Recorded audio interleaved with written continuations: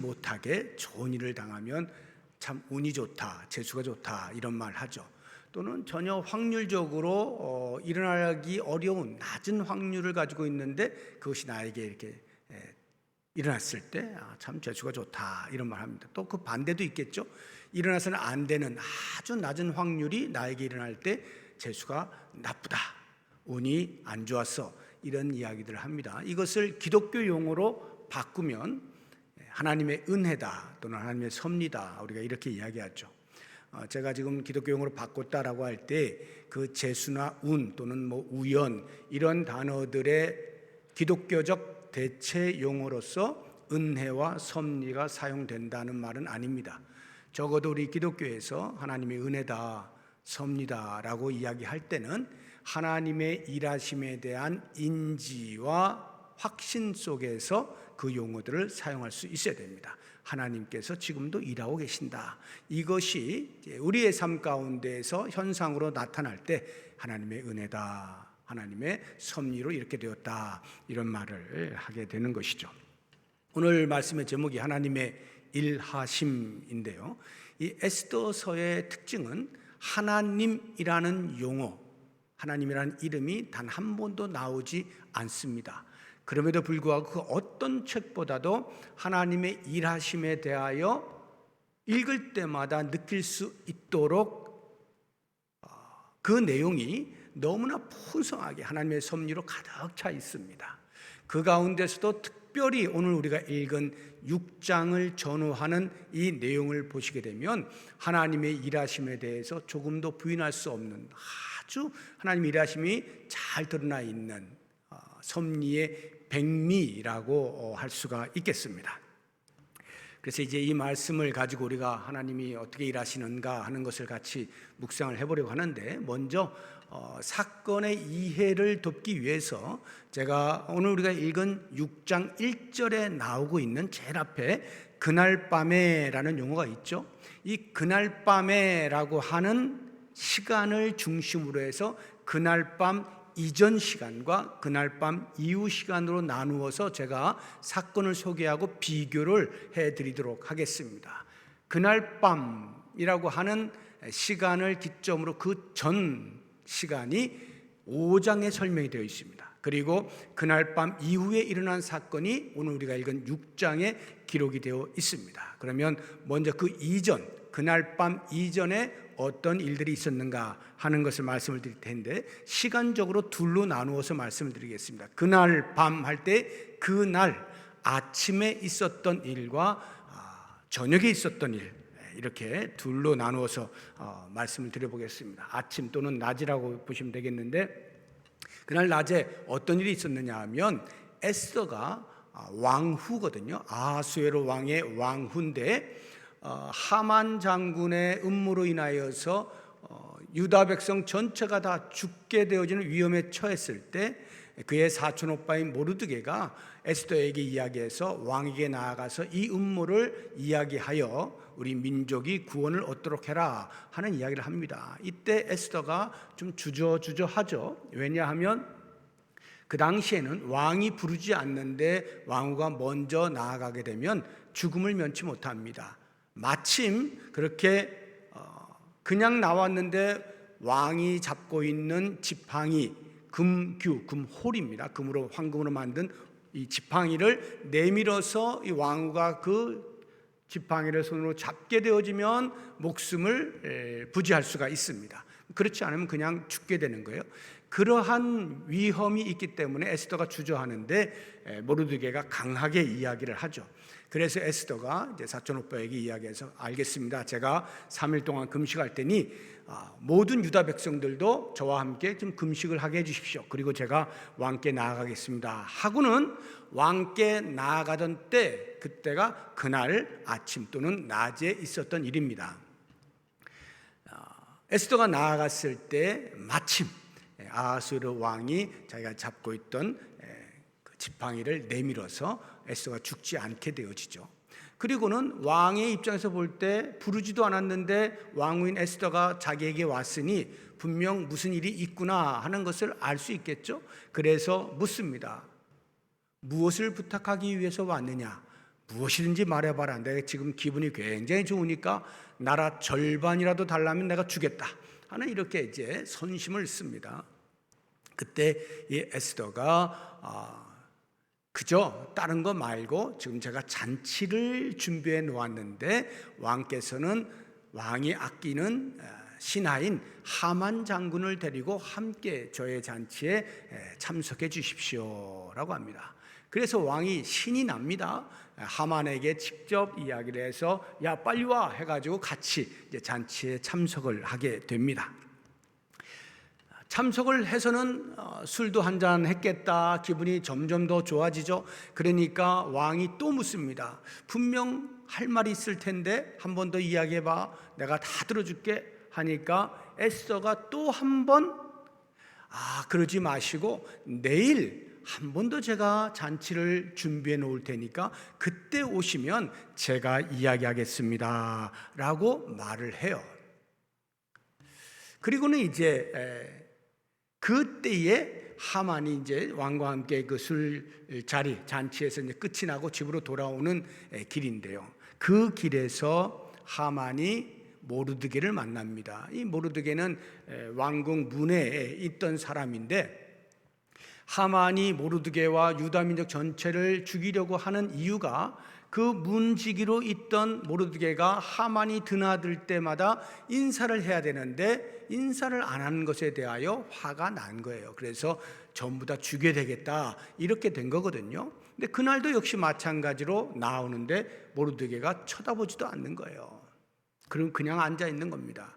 그래서 이 하만이 잔치에 참여하는 동안에는 말할 수 없는 큰 기쁨을 얻다가 돌아오는 길에 모르드게의 그러한 태도로 인하여서 분노가 극에 달하는 모습을 볼 수가 있는데 그것이 5장 9절에 나타나 있어요.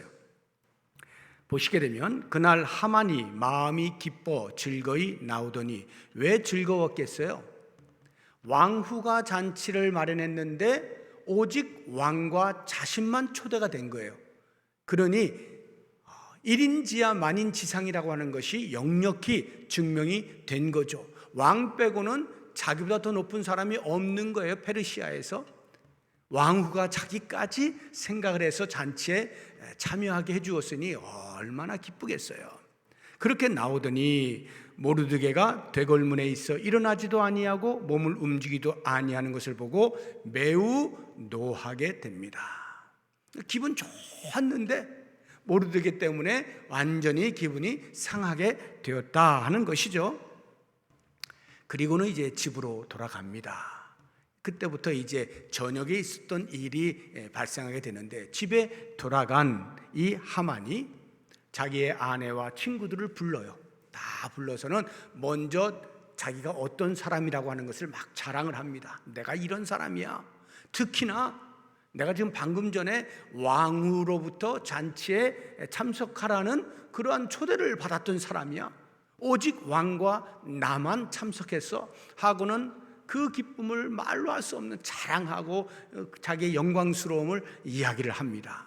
그런데 그 다음에 모르드게를 만나게 되어지면서 자기의 감정이 무척 상하게 되었다는 것, 분노하게 되었다는 것, 이것까지 이야기를 이제 하게 됩니다. 그랬더니 그 이야기를 듣고 있던 아내와 친구들이 하만에게 조언을 합니다.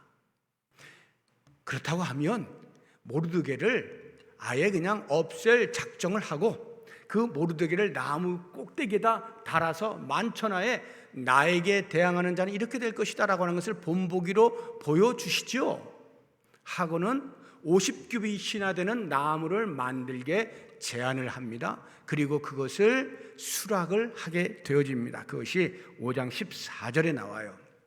보시면 그의 아내 세레스와 모든 친구들이 이르되 높이가 50규빗 되는 나무를 세우고 내일 왕에게 모르드게를 그 나무에 매달기를 구하고 왕과 함께 즐거이 잔치에 가소서 하니 하만이 그 말을 좋게 여기고 명령하여 나무를 세우니라. 그러니까 이제 내일이 되면 에스더가 한 번 더 초청한 그 잔치에 참여하게 될 거잖아요. 그 참여하기 전에 먼저 나무를 매달아 놓고 만들어 놓고 이제 왕에게 가서 허락을 받으십시오.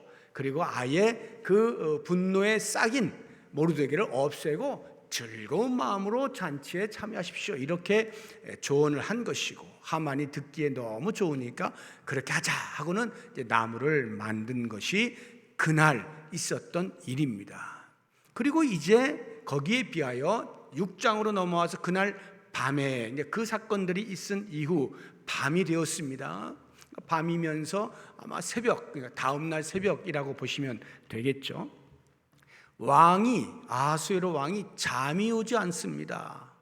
그날따라 잠이 오지 않아가지고 어떻게 잠이 들지 하고는 이것도 해보고 저것도 해봤겠죠. 그러다가 어쩔 수 없다, 역대 일기를 한번 들어보자 하고는 그 페르시아에서 일어났던 일들을 기록해 놓은 그 역사 일기책을 가져오게 해서 야, 읽어봐라 합니다.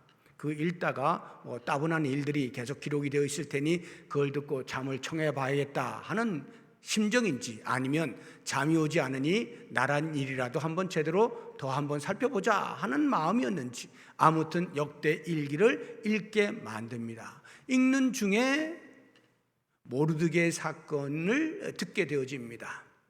이 모르드게 사건이라고 하는 것은 내시 가운데 빅단과 데레스라고 하는 사람이 아하수에로 왕을 암살할 음모를 꾸미는데, 그것을 모르드게가 사전에 듣게 되어져서 고발을 합니다. 그래서 아하수에로 왕이 그 암살로부터 생명을 구원받는 일이 있었거든요. 그것을 이제 기록을 해 놓은 것입니다. 근데 그것을 듣게 되어지는 순간에 아하수에로 왕이 사람들에게 묻습니다. 야, 그 사람 대단한 사람이네. 그 사람 때문에 내가 살았구나. 혹시 그 사람한테 뭐 어떻게 보상을 해 주었니? 이렇게 묻는데 아무것도 안 해준 거예요. 아무것도 안 해준 거예요. 아무것도 안 했는데요, 그때 왕이 왕으로서, 이게 체면이 말이 아니잖아요. 자기를 살려주었는데 아무런 보상도 하지 않았다. 이건 왕으로서 좀 치욕거리예요. 불명예스러운 거예요. 뿐만 아니라 그런 것들을 포상해 줌으로 해서 백성들로 하여금 충성심을 유발할 수 있는 좋은 기회 아니겠습니까? 이렇게 왕을 위하는 자들을 위해서는 왕이 이런 포상을 한다 하는 것들로 얼마든지 충성심을 유발시킬 수 있는데 그것을 못한 거잖아요.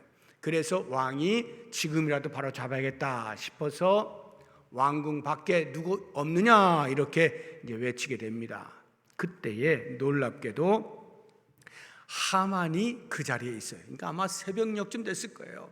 그 밤에 자기 아내와 친구들로부터 들었던 그 좋은 제안을 다 마련해 놓고 이제 왕에게 허락만 받으면 돼요. 그리고는 에스더가 초청한 잔치에 참여하기 위해서 꼭두새부터 아마 왔던 것 같습니다. 그런데 마침 왕이 자기를 부르는 거예요. 그래서 왕이 이제 왕 앞에 나가게 됩니다. 그때부터 이제 왕과 하만 사이의 이야기가 진행이 되어지는데요, 왕이 이렇게 묻습니다. 6절 한번 보세요. 오늘 6장 6절인데요. 하만이 들어오거늘 왕이 묻되 왕이 존귀하게 하기를 원하는 사람에게 어떻게 해야 하겠느냐. 자기 자신이 누군가를 좀 높여주고 싶은데, 하만아, 네 생각에는 어떻게 하면 그 사람이 높아지겠니? 이렇게 질문한 거예요. 이 질문을 받은 하만이 왕이 존귀하게 여길 사람은 자기밖에 없다는 착각을 한 것입니다. 설마 모르드게? 말도 안 되는 소리죠. 생각할 수도 없어요. 그래, 자기밖에는 그럴 만한 사람이 없으니 너무나 좋은 기회 아니겠습니까? 그래서 하만이 자기가 생각할 수 있는 최고의 영예스러운 일을 말을 해 주는 것입니다. 그 내용이 8절, 9절에 7절부터 한번 보시죠. 왕께 아뢰되 왕께서 사람을 존귀하게 하시려면 이렇게 하면 참 좋을 것 같습니다 하고 8절부터요. 왕께서 입으시는 왕복을 입히고 왕께서 타시는 말을 태워서 머리에 쓰시는 왕관을 씌우고, 9절 보시면 그 왕복과 말을 왕의 신하 중 가장 존귀한 자의 손에 맡겨서 왕이 존귀하게 하시기를 원하는 사람에게 옷을 입히고 말을 태워서 성중 거리로 다니며 그 앞에서 반포하여 이르기를 왕이 존귀하게 하기를 원하시는 사람에게는 이같이 할 것이라 하게 하소서. 하만은 신이 난 거예요. 내가 이제 그렇게 될 것이구나 하고는 왕이 가장 존귀하게 여기는 사람으로 하여금 그렇게 못하게 해서 그 존귀하게 여기고 싶은 사람을 말에 태워가지고 성중으로 돌아다니면서 왕이 존귀하게 여기는 사람이 이렇게 한다 만천하에 공포하라는 거예요. 자기가 그렇게 될 것을 기대하면서 말이죠. 그런데 어떤 일이 벌어집니까? 이제 그날, 그 다음 날이죠. 그러니까 밤이 지나서 아침이 지나고 이제 아침 낮이나 또는 저녁 전이겠죠. 이제 잔치 전이니까 이 낮에 있었던 일을 이제 우리가 보게 되어지면 왕께서 이야기를 합니다. 하만아, 너 참 말 잘했다. 그렇게 하면 정말 좋겠구나. 네가 가서 그 일을 좀 하렴. 너는 내가 아주 존귀하게 여기는 자니 네가 좀 하렴. 이렇게 이야기해요. 하만이 깜짝 놀란 겁니다. 아니, 내가 말 타고 이렇게 가게 될 줄 알았는데 설마 말을 끌고 다니는 사람이 될 줄이야. 그리고는 그 대상이 다른 사람이 아닌 자기가 죽여서 장대에 매달려고 했던 바로 그 모르드게였다는 사실에 경악을 하는 것입니다. 그런데 어떻게 해요? 왕이 명령했으니까 해야죠. 그래서 성중을 삥 돌아다니면서 모르드게를 가리켜서 왕이 존귀하게 된 사람이 이렇게 된다 이렇게 하고 삥 돌아요. 얼마나 황당했겠어요. 그러니 하만이 머리를 감쌀 수밖에 없어요. 번뇌할 수밖에 없습니다. 그리고는 집으로 돌아가서 다시 아내와 친구들에게 말하는 거예요. 야, 이런 일이 있었다. 이건 말도 안 된다. 이런 치욕거리가 어딨냐.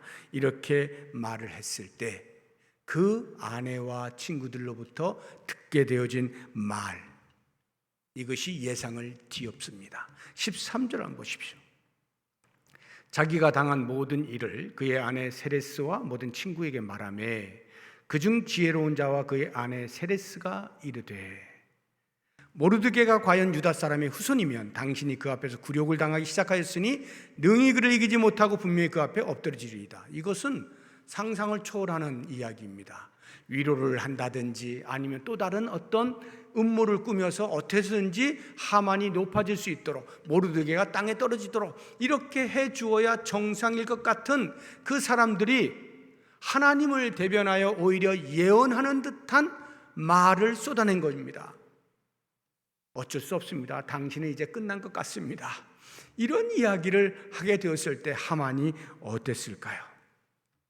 정신을 차리지 못하는 바로 그 순간에 말이 끝나기도 전에 내시가 와서 하만 장군이요, 지금 잔치에 참석해야 됩니다 하고는 데리고 가는 것으로 6장이 끝이 납니다.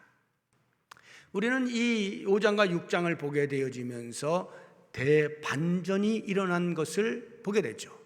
하만은 어떻습니까? 그날 밤을 기점으로 해서 그날에 있었던 그 영광스러움이 그 다음 날에 최악의 날로 바뀌지 않습니까? 최고의 날에서 최악의 날로 바뀝니다. 한순간이에요. 모르드게 입장에서는 어떻습니까?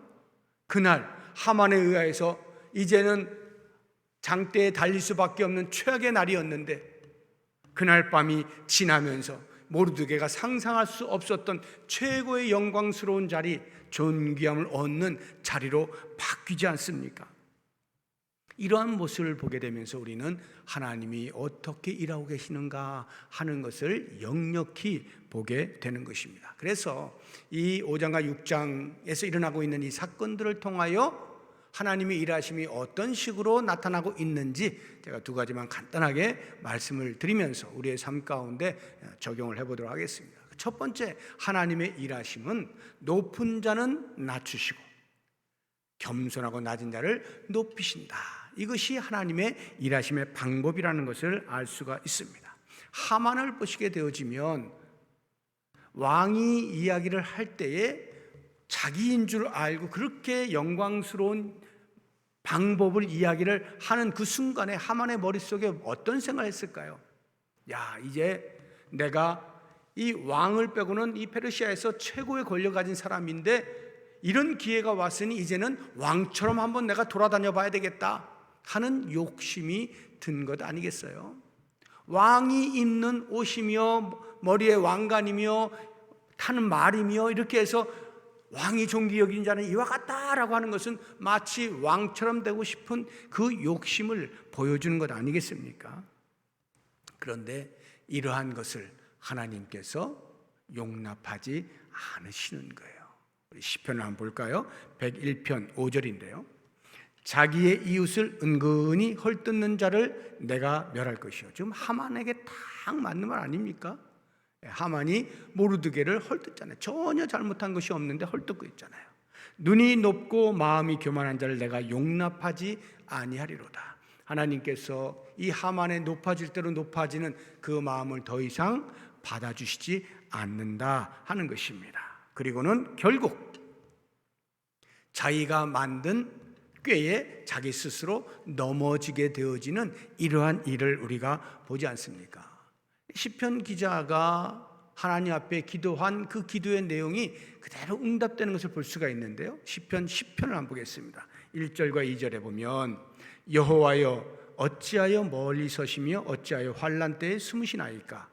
악한 자가 교만하여 가련한 자를 심히 압박하오니 그들이 자기가 베푼 꾀에 빠지게 하소서라고 하는 이 시편 기자의 기도가 그대로 응답되는 것이 이 하만의 사건 속에서 우리가 보게 되어지는 것입니다. 하나님께서는 하만 스스로 자기 꾀에 빠져 넘어지게 하시는 모습을 보게 되어지는 것이죠. 교만한 자를 하나님이 용납하지 아니시고 낮추시는 것을 보게 됩니다. 반면에 모르드게는 어떠합니까? 모르드게가 왕의 암살을 미리 고발하여서 왕이 죽는 것으로부터 구해주잖아요. 대단한 공로를 세운 것 아니에요. 그런데 그 공로에 대한 보상을 바라지 않죠. 아무것도 받지 못해요. 그러면 적어도 모르드게 입장에서 그 고발을 한 것이 왕후인 에스더를 통해서 고발을 한 거거든요. 그러면 아무런 보상이 없을 때 다시 왕후 에스더를 찾아가서 에스더야, 내가 이렇게 공헌을 했는데 아무런 보상이 없다. 왕한테 좀 이야기해서 뭔가 좀 포상을 할 수 있도록 말 좀 해주면 안 되겠니? 이런 정도의 이야기는 상식적으로 충분히 할 수 있잖아요. 그만큼 했으니까요. 그런데 그런 기록이 전혀 없어요. 모르드게는 그런데 큰 관심이 없는 것입니다. 그리고 그가 성문에 앉아서 하만이 들어가고 나올 때 인사하지 않는 것은 예의가 없어서가 아니라 그 하만에게 모든 사람이 절하고 하는 것은 마치 신에게 하듯이 하는 그러한 우상적인 요소가 있었기 때문에 모르드게가 하지 않은 거거든요. 여호와 유일 신앙으로 철저한 모르드게가 나는 그렇게 할 수 없다 해서 그것을 거절한 것이란 말이죠. 그런데 거절함으로 인하여서 자기의 목숨은 말할 것도 없고 민족 전체가 위기에 빠지잖아요. 그런데도 불구하고 모르드게가 흔들림이 없어요. 자기만 위기에 빠졌으면 그래 나 죽고 말겠다 이렇게 할 수 있겠지만 자기 하나 때문에 민족 전체가 위기에 빠졌을 때 그렇게 모른 척하기란 쉽지 않잖아요. 그런데도 자기 민족도 역시 여호와 유일 신앙으로 살아야 하는 민족이라는 것을 너무나 잘 알고 있었기 때문에 이것은 타협의 부분이 아니다 해서 여호와 유일 신앙을 꽉 붙잡고 있는 이러한 모르드게의 모습, 이것이 하나님 눈에 보기에는 겸손한 모습인 거죠. 오직 여호와 하나님만 섬기기로 작정한 그 자리에 굳게 지키고 있는 이 겸손하고 진실한 모습, 이러한 사람을 하나님께서 모른다 하지 아니하시고 반드시 그 겸손함과 진실함에 대하여 갚아주시는 분이라는 것을 우리는 볼 수가 있어요. 시편 31편 23절 보겠습니다. 너희 모든 성도들아 여호와를 사랑하라. 여호와께서 진실한 자를 보호하시고 교만하게 행하는 자에게 엄중히 갚으시느니라. 교만한 자는 낮추시지만 이렇게 겸손하고 진실한 자, 여호와만을 붙잡고 있는 자는 그것을 아시고 그에 합당한 보상을 해주시겠다 약속을 하시는 거예요.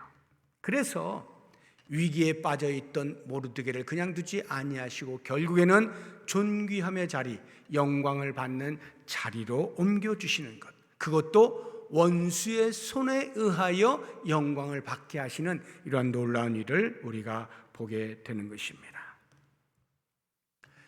그러므로 우리들은 이와 같은 하나님의 일하심을 보면서 다른 그 무엇보다도 우리의 마음 가운데 혹시라도 교만한 어떠한 것도 있지 아니하도록 날마다 하나님 앞에 기도하면서 우리의 겸손함을 구할 수 있어야 돼요. 다윗 왕은 바로 이러한 부분에 있어서 우리의 몸이 되는 사람입니다. 우리 시편 131편 1절 한번 보겠습니다. 여호와여, 내 마음이 교만하지 아니하고 내 눈이 오만하지 아니하오며 내가 큰 일과 감당하지 못할 놀라운 일을 하려고 힘쓰지 아니하나이다. 여기 힘쓰지 아니한다는 것 때문에 게으르고 나태하고 대충 살겠다 이렇게 오해하시면 안 됩니다. 교만의 자리에까지 가는 인간적인 열심을 절제하겠다 이런 말이에요. 철저하게 하나님 앞에 겸손함으로 당신의 일을 감당하겠습니다 하는 이러한 고백이거든요. 바로 이러한 고백이 우리에게 필요해요. 왜요? 이미 우리가 본 것처럼 하나님은 교만한 자는 물리치시고 겸손한 자를 높이시기 때문이에요. 우리 잠언의 말씀들 한번 볼까요? 18장 12절인데요. 사람의 마음의 교만은 멸망의 선봉이요 겸손은 존귀의 길잡이다. 또 한 군데를 볼까요? 29장 23절입니다. 사람이 교만하면 낮아지게 되겠고 마음이 겸손하면 영예를 얻으리라. 이것은 하나님이 이렇게 일하신다 하는 말이에요.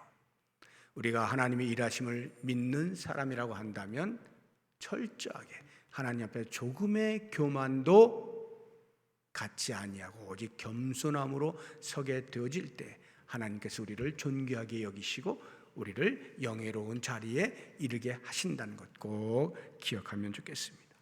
두 번째로 우리 본문에서 찾아볼 수 있는 하나님의 일하심은 당신의 타이밍에 따라 당신의 때에 따라서 일하신다 하는 것을 우리가 꼭 기억을 하면 좋겠습니다. 모르드게가 아하수에로 왕이 암살당할 것을 막아주잖아요. 그런데 아무런 보상을 받지 못하지 않습니까?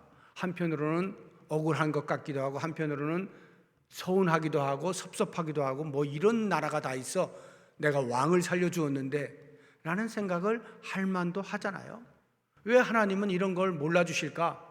좀 왕의 마음을 움직여서 그에 합당한 보상을 좀 받게 해주면 좋을 텐데 이런 생각을 가질 만도 하잖아요.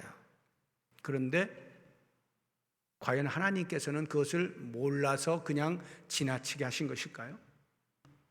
왜 아하수에로 왕은 자기를 살려준 생명의 은인인데도 불구하고 그냥 무관심한 듯 아니면 그건 아무것도 아니라는 듯 그렇게 대수롭지 않게 그냥 넘어가 버린 것일까요?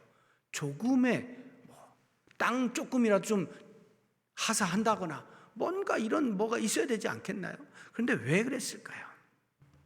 우리의 눈으로 볼 때는 아하수에로 왕의 무관심이나 아니면 포상을 해주어야 하는 것을 깜빡한 실수로 그 사건이 덮인 것처럼 보이잖아요.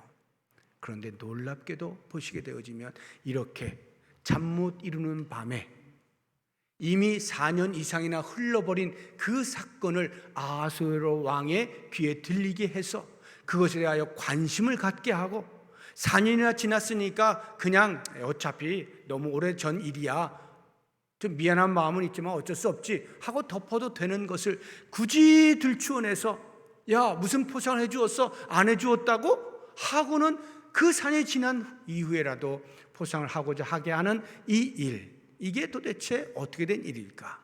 하나님은 모르셔서 그냥 덮어놓은 것이 아니라 하나님의 타이밍, 하나님의 때, 필요한 바로 그때 그것을 알게 하시기 위하여 잠시 사람의 눈으로 볼 때는 덮여진 것처럼 보이게 만들어 놓으셨다 하는 것입니다. 하만의 음모를 생각해 보십시오. 그 권력을 가진 사람이 모르드게를 죽이는 것 아무것도 아니죠. 왕의 권력을 힘입어서 조소를 꾸며서 전국으로 보낼 수 있는 그런 힘을 가진 사람입니다. 모르드게와 유다 민족이 속절없이 죽을 수밖에 없는 상황이죠. 그런데 하나님께서 그걸 그냥 계속 그렇게 진행되도록 놔두시지 않잖아요. 오늘 우리가 말씀을 본 것처럼 대반전이 일어나지 않습니까? 상상할 수 없는, 하만으로서는 도저히 어떻게 하루아침에 이렇게 바뀔 수가 있나, 내 신세가 어떻게 이렇게 되지? 그래서 7장에 보게 되면 하만이 모르드게를 매달려고 했던 그 장대에 자기가 매달려서 죽게 되어지거든요. 하루아침에 대반전이 일어나는 거예요. 모르드게는 아닌가요? 똑같습니다. 모르드게도 끙끙거리고 죽는구나, 여호와 유일신앙을 지켜보겠다고 하다가 결국은 이렇게 죽는구나, 그래 어쩔 수 없지, 죽으면 죽어야지, 이렇게밖에 더 하고 있었겠어요. 그런데 놀랍게도 예상치도 못한 일이 벌어지잖아요. 생각지도 않았던 그 4년 전의 일을 아하수에로 왕이 기억하게 되어지고 그 일로 인하여 보상을 하게 되어지면서 하만과 모르드게의 위치가 완전히 뒤바뀌게 되어지는 놀라운 일을 보게 되지 않습니까? 하나님은 모든 것을 아시는 분이에요.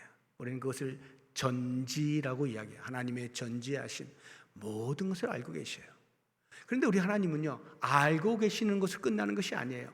그 알고 계심이 최상의 결과로 나타나도록 여전히 계속 일을 하셔요. 그래서 당신의 백성들을 끊임없이 보호하시고 지키시는 분입니다.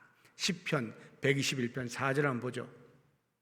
이스라엘을 지키시는 이는 졸지도 아니하시고 주무시지도 아니하시도다. 당신의 백성을 지켜야 하시는 하나님, 설령 우리의 눈에는 하나님이 아무 일도 안 하시는 것 같고 잠시 주무시는 것 같고 잠시 외출하신 것 같고 침묵을 지키시는 것 같지만 사실은 졸지도 아니하시고 주무시지도 아니하시고 끊임없이 당신의 백성들을 지켜 보호하여 주시는 하나님이시다. 가장 좋은 때에 가장 좋은 방법으로 가장 좋은 것을 주시는 하나님이시다 하는 거예요. 그러므로 사랑하는 성도 여러분, 우리는 눈에 보이는 것으로 하나님을 판단하는 우를 범해서는 안 될 것입니다.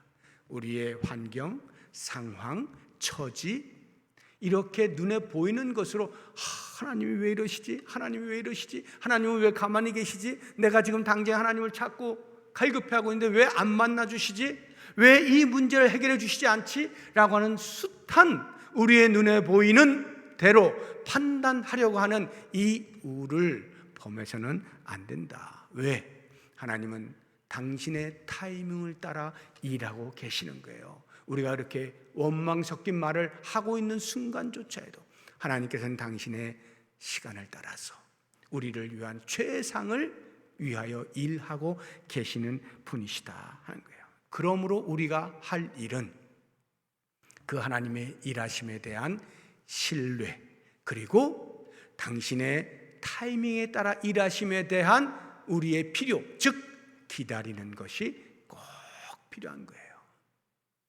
하나님을 신뢰하십니까? 그러면 하나님이 일하시는 것을 계속적으로 기다릴 수 있어야 돼요. 비록 나의 시간과 안 맞는 일이 일어난다 할지라도 하나님의 시간 속에서 나보다 나를 더 잘하시는 하나님께서 나에게 최상으로 인도하실 것에 대한 신뢰를 가지고 끝까지 기다릴 수 있어야 하는 것입니다. 오늘 말씀을 정리해 보시죠. 하나님은 일하고 계십니다. 그 일하시면은 반드시 하나님의 편에 서 있는 겸손한 자를 중심으로 일을 하시고, 하나님은 일을 하실 때 당신의 시간에 따라서, 당신의 타이밍에 따라서 일하시는 분이십니다. 그러므로 우리는 우리 앞에 펼쳐지는 어떠한 상황들, 사건들에 일희일비하지 아니하고 선하신 하나님, 좋으신 하나님, 최고의 것을 주시기 원하시는 그 하나님을 깊이 신뢰하고 끝까지 기다림으로써 하나님의 일하심을 우리가 경험하게 되어질 때 그 하나님을 노래하고 찬양하며 복된 삶을 살아갈 수 있는 우리 모두가 될 수 있기를 주의 이름으로 축복합니다. 기도하겠습니다.